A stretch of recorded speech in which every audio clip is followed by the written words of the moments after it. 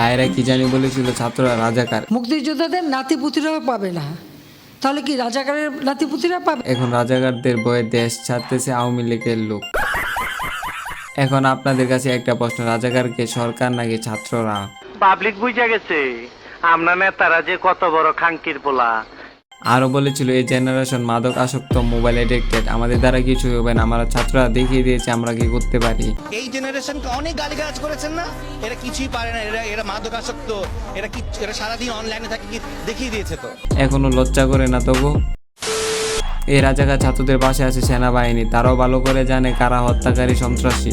রাষ্ট্রের যে কোনো প্রয়োজনে জনগণের পাশে থাকবে সেনাবাহিনী।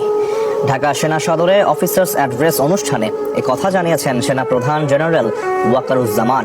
আপনারা ছাত্রদেরকে হালকাভাবে নিয়ে অনেক বড় ভুল করেছেন। ইন্টারনেট বন্ধ করে গণহত্যা চালে ছাত্রদের গুম করে অ্যারেস্ট করে মুখ চেপে ধরে রেখেও দমাতে পারেন না ছাত্রদের। আমরা এই দেশে বাস করি, একটা স্বাধীন দেশে বাস করি, আমরা কারো প্রজা না, আমরা কারো দাস না, এই দেশ না কারো বাবার সম্পত্তি না, কারো জমিদারি না। ছাত্ররা সিংহের মতো গর্জন দিয়ে জেগে উঠেছে। আমাদের পাশে আছে এখন সেনাবাহিনী, আইনজীবী, প্রবাসী ভাইয়েরা, সাথে সাধারণ মানুষ। আমরা হারবো না, তোমার মাটির একটি কনক ছাড়বো না। এখন চালা গুলি, আবু সাইদের মতো বুক পেতে দেওয়ার জন্য হাজারো লাখো সায়ের জন্ম হয়েছে। মরণের ডর দেখাইবি তোরা, আবু সাইদের মতো আমি বুক পাইতা কমু, গুলি কর খানকির পোলা।